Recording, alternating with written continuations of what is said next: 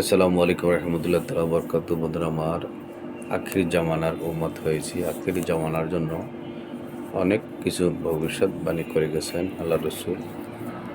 মানুষ মিথ্যা কথা বলবে, বেহাফানা ছড়িয়ে পড়বে এবং কেউ কাউকে মানতে চাইবে না। বাবা মাকে ছেলে সন্তান মানতে চাইবে না।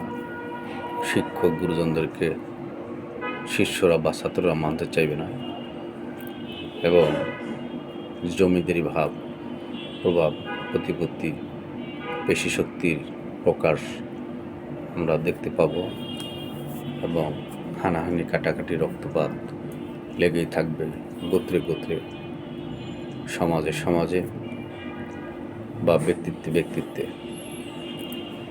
এই সমস্ত দিক আল্লাহ রসুল তিনি বলে গেছেন।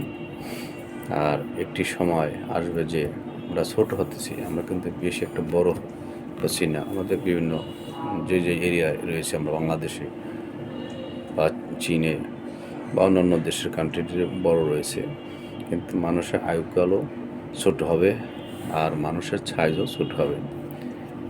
একটা সময় নারীরা নেতৃত্ব দেবে, সেটা আল্লাহ রসুল বলে গিয়েছিলেন এবং সেটা পরিলক্ষিত হচ্ছে আমরা। এবং যখন দেশের মধ্যে এরকম একটা ভাব আসবে, তখন জ্ঞানীগুণী মানুষদেরকে উঠিয়ে নেবেন।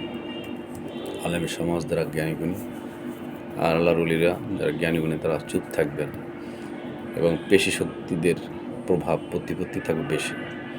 সেটা আমরা আজ করতে পারতেছি।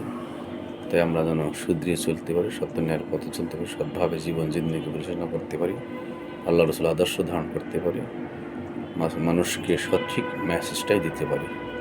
সকলে ভালো থাকুন, সুস্থ থাকুন। ভালো যদি মনে হয় লাইক, শেয়ার, ফলো দিয়ে সাবস্ক্রাইব করে পাশে থাকুন, পাশে রাখুন। ধন্যবাদ। ইনশাআল্লাহ।